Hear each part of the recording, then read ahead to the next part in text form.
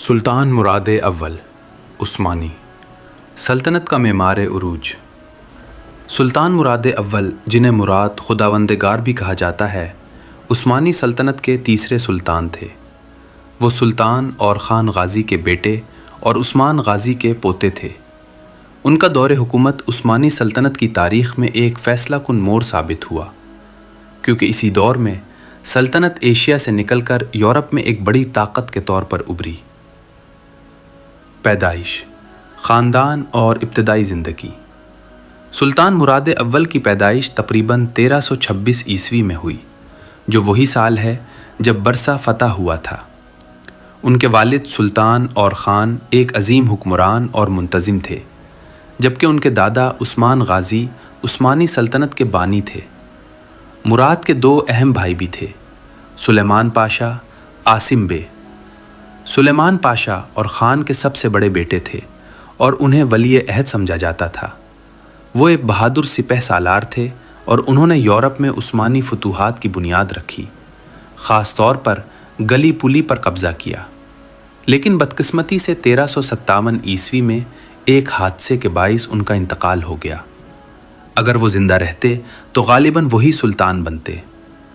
قاسم بے کے بارے میں تاریخی معلومات کم ہیں، لیکن عام طور پر مانا جاتا ہے کہ وہ سیاسی طور پر زیادہ فعال نہیں تھے اور اقتدار کے دوڑ میں شامل نہیں ہوئے۔ کچھ روایات کے مطابق وہ یا تو جلد وفات پا گئے یا دربار سے الگ رہے۔ سلیمان پاشا کی وفات کے بعد مراد اول ولی عہد بنے اور یوں اقتدار ان تک منتقل ہوا۔ تخت نشینی اور ابتدائی چیلنجز۔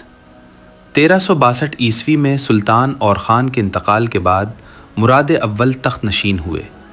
اس وقت سلطنت ابھی ترقی کے ابتدائی مرحلے میں تھی اور اندرونی و بیرونی خطرات موجود تھے۔ مراد اول نے ابتدا میں اناتولیہ میں اپنی پوزیشن مستحکم کی اور پھر پوری توجہ یورپ کی طرف مرکوز کی۔ دارالحکومت کی منتقلی۔ مراد اول نے ایک تاریخی فیصلہ کرتے ہوئے دارالحکومت کو برسا سے ایدرینوپل منتقل کیا۔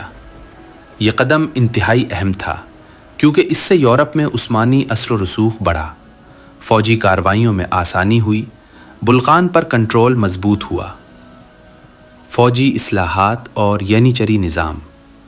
مراد اول کے دور میں عثمانی فوج کو ایک منظم شکل دی گئی۔ ینیچری فوج کا قیام عمل میں آیا۔ دیو شرما نظام کے تحت عیسائی بچوں کو لے کر انہیں اسلامی اور فوجی تربیت دی جاتی تھی۔ ایک مستقل اور پیشہ ور فوج کی بنیاد رکھی گئی۔ یہ اصلاحات بعد میں عثمانی فتوحات کی اصل طاقت بنے۔ اہم جنگیں اور فتوحات۔ 1. جنگ ماریسا۔ یہ جنگ عثمانیوں اور سر بلغاریہ اتحاد کے درمیان ہوئی۔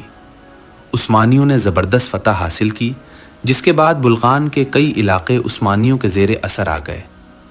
2. بلغاریہ اور سربیا کی فتوحات۔ مراد اول نے بلغاریہ کے بڑے حصے اور سربیا کے کئی علاقوں کو فتح کیا۔ مقامی حکمرانوں کو عثمانیوں کا باج گزار بنا دیا گیا۔ 3.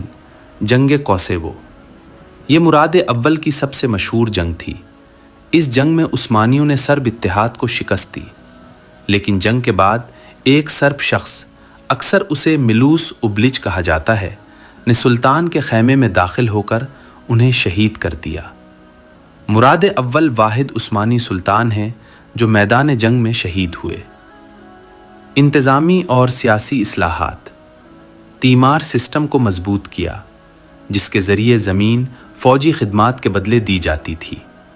عدالتی نظام کو بہتر بنایا، صوبائی نظام کو منظم کیا، مقامی حکمرانوں کو خود مختاری دے کر مرکزی کنٹرول برقرار رکھا۔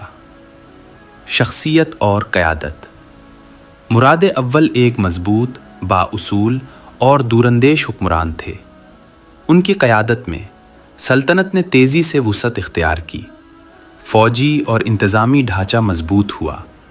عثمانی سلطنت ایک علاقائی ریاست سے ایک ابھرتی ہوئی عالمی طاقت بنی۔ وہ سادگی پسند، انصاف کرنے والے اور مذہبی رجحان رکھنے والے سلطان تھے۔ وفات اور بعد کے حالات۔ 1389 عیسوی میں جنگ کوسوو کے میدان میں ان کی شہادت کے بعد ان کے بیٹے بایزید اول سلطان بنے، جنہوں نے اپنے والد کی فتوحات کو مزید آگے بڑھایا۔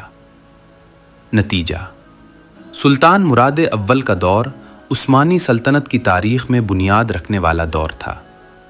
اگر عثمان غازی نے سلطنت کی بنیاد رکھی اور خان نے اسے مستحکم کیے تو مراد اول نے اسے ایک عالمی طاقت بننے کی راہ پر ڈال دیا۔ ان کی فوجی فتوحات، انتظامی اصلاحات اور یورپ میں پیش قدمی نے آنے والی صدیوں کے لیے عثمانیوں کو ناقابل شکست بنا دیا۔ یہ کہانی صرف ایک سلطان کی نہیں، بلکہ ایک ایسی قیادت کی ہے جس نے تاریخ کا رخ بدل دیا۔